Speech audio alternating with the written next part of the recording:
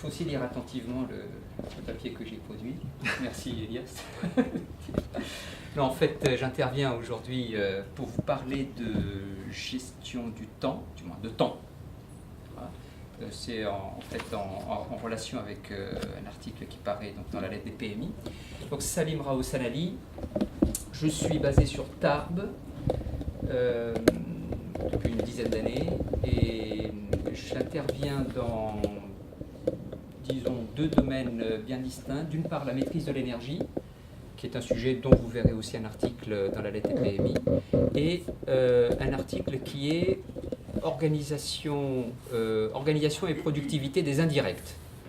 Parce que bon, dans tout ce qui est partie atelier, industriel, etc., logistique, il y a beaucoup de monde qui fait. Puis après, les indirects, c'est-à-dire les bureaux d'études, etc., où on ne sait jamais trop ce qu'ils font. Donc voilà, j'interviens là-dessus pour essayer d'optimiser un peu les coûts. Voilà. Et dans ce domaine-là, j'interviens aussi en gestion de projet, qui sont des outils d'organisation, gestion du temps, et ce que j'appelle les outils d'organisation du cadre ou de l'ingénieur. C'est-à-dire là, c'est tout un ensemble autour des outils de tableur, de traitement de texte, de conception, etc. Bref, il y a un grand ensemble là-dedans pour faire gagner du temps au cadre surchargé. Voilà. Alors aujourd'hui, Elias m'a demandé de parler de temps. Alors, ça s'appelle usuellement gestion du temps, mais mis à part que gestion, ça suppose, c'est presque une gestion de stock, et ce n'est pas le cas. Nous avons un peu de quantitatif, mais ça n'est pas aussi simple. Alors, très rapidement, je ne présente jamais ce sujet-là avec des diapositives, je fais plutôt en live, parce que quand je fais mes séminaires de formation, j'utilise beaucoup le tableau blanc, avec le tableau papier, pour pouvoir apposer différents éléments et les mettre en relation, etc. Donc c'est la raison pour laquelle je vais vous le faire au tableau blanc aujourd'hui. Il n'y a pas de problème. Alors, je vais vous occuper un petit quart d'heure. Je pense que ça devrait aller. Oui, ça va. Ça ne retardera personne. Alors, lorsqu'on parle de temps, il y a un aspect qualitatif, un aspect quantitatif. Alors, le quantitatif, il est assez simple, c'est 24 heures par jour. Quoi qu'on y fasse, irréductible et inextensible. La chose la mieux partagée au monde. Alors, évidemment, je ne parle pas du nombre d'années, parce que là, on est vite embêté par des échéances diverses et variées. Inévitable. Inévitable.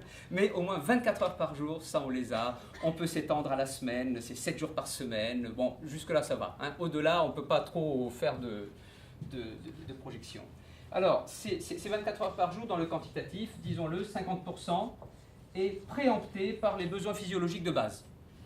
On n'y peut rien, bon, sauf quelques-uns comme Henri qui ne dorment pas. Bon, ben voilà, il dort pas, quoi. C'est une bénédiction, mis à part que la moyenne, c'est 50% préempté entre le sommeil, les heures de repas, le pipi, le machin, etc. Ben, oui, c'est tout ça. Et puis, le reste, alors, on va le voir. Et puis, la partie qualitative, c'est-à-dire qu'est-ce qu'on met dedans. Qu'est-ce qu'on met dedans? Eh bien, il y a des éléments incompressibles. Alors, c'est comme les besoins physiologiques, hein. Il y a l'incompressible perso, l'incompressible familial, l'incompressible professionnel. Et puis, il y a le reliquat, sur lequel il y a du choix. C'est-à-dire, on peut arbitrer. Alors, le reliquat, en fonction des individus, en fonction des âges, etc., il est plus ou moins... hein, le matelas est plus ou moins épais, mais en fait, il y a quand même une grosse partie de décision personnelle dans l'épaisseur du matelas. Alors, cela étant dit, comment agir dans ces deux éléments-là? Alors,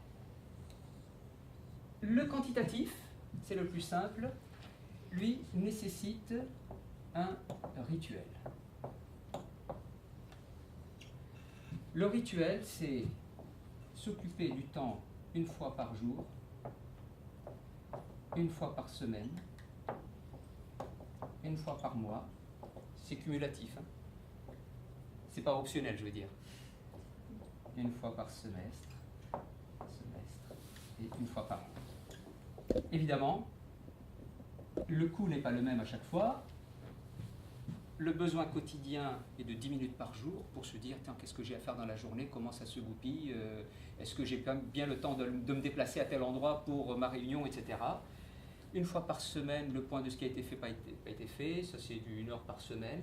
Une fois par mois quand même, et puis bon, comme nous sommes tous des consultants ici, une fois par mois, il faut aussi faire les factures, donc ça permet aussi de se dire qu'est-ce qu'on a fait du mois passé. Une fois par semestre, une fois par an. Alors, tout ça cumulé, ça représente un coût de 2% de temps pour s'occuper du temps. Voilà, c'est comme l'argent. Le temps n'est pas de l'argent, je ne pense pas que ce raccourci soit intéressant, mais le temps c'est comme de l'argent. Pour en gagner, hein, pour le faire fructifier, il faut en mettre un petit peu. Même à la bourse, il faut mettre au moins 1 euro avant de gagner quelque chose. Donc ça représente 2% à peu près. Alors, le qualitatif, lui, il a aussi besoin d'un type de rituel, mais qui sera peut-être moins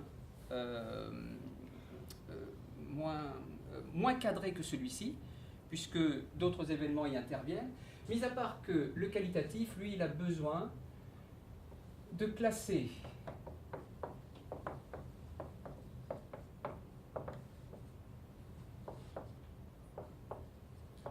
de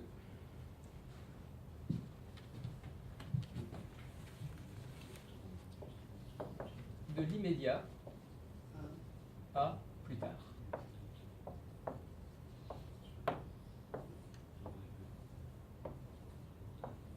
Voilà. Alors, qu'est-ce que j'appelle l'immédiat? L'immédiat, c'est l'urgentissime, qui doit être fait, là, il coûte presto.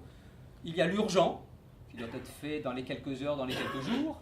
Et puis le plus tard, c'est ce qui n'est pas là pressant, oppressant, mais tout simplement ce qui a déjà une date.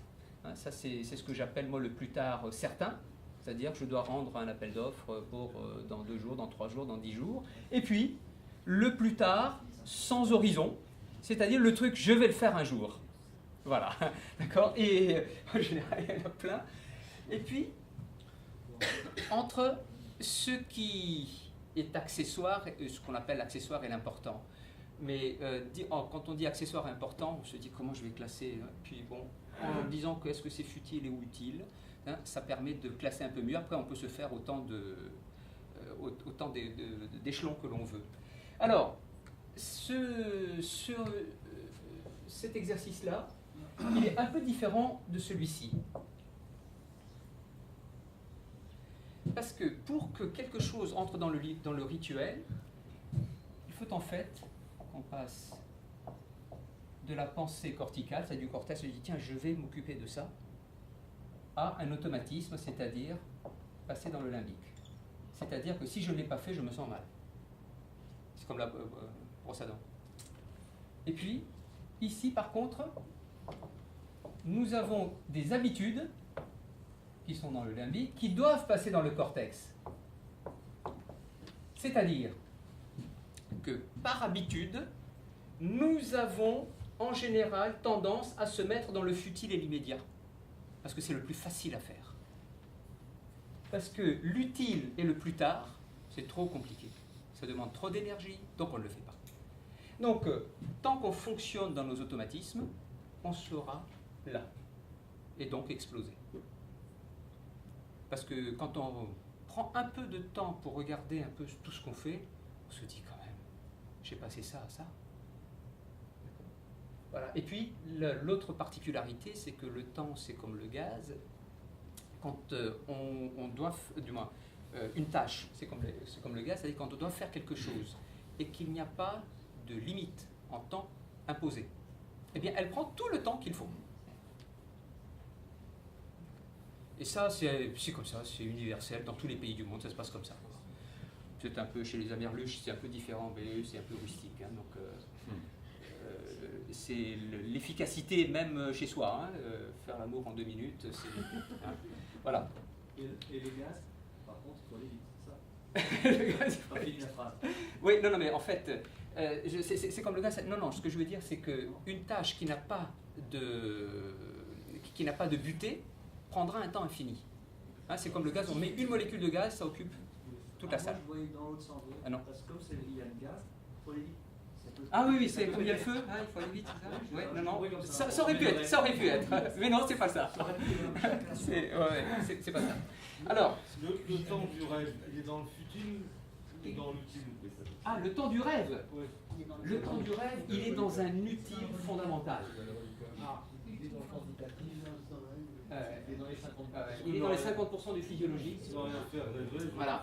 Non, parce que en fait, oui, non, mais c'est. Alors, en fait, on a. Ici, j'ai dit 50% de besoins physiologiques, hein, ce que j'ai dit tout à l'heure. Mais il y a aussi des minima de besoins psychologiques, sans lesquels on meurt. C'est assez simple. Et du reste, les excès de travail, sauf si c'est vraiment là où on s'éclate, ça fait des dégâts. D'accord? Mais cela étant, on peut aussi y trouver son compte. Et alors, tout ça, en fait,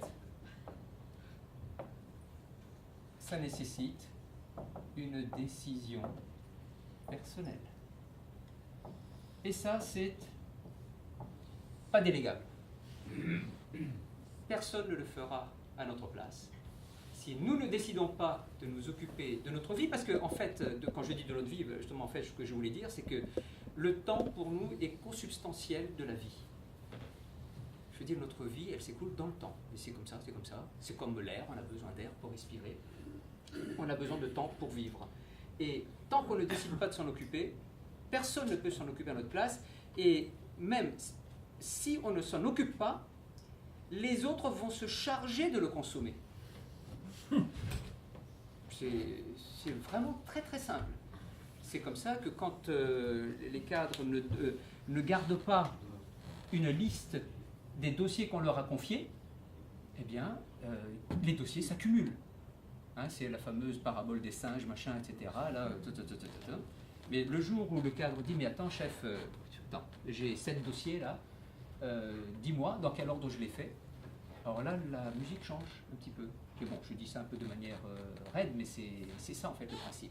C'est qu'il n'y a que nous qui pouvons nous occuper de notre temps, même si, quand on intervient, quand on est dans une entreprise en tant que salarié, on a vendu notre temps, en fait. C'est ça qu'on fait. On vend notre temps, mais ce temps-là, il reste quand même notre propriété, c'est-à-dire que c'est à nous de le gérer, sinon ça se gère mal. Voilà. Donc ce sont les quelques principes que j'utilise pour parler de temps. En fait, le temps ne se gagnant pas, ne se perdant pas, il faut faire au mieux avec ce qu'on a. Voilà. Et c'est de notre entière responsabilité. Le fait de dire oui, mais le chef m'a submergé de travail, non, en fait, c'est un faux problème. Oui, c'est une excuse.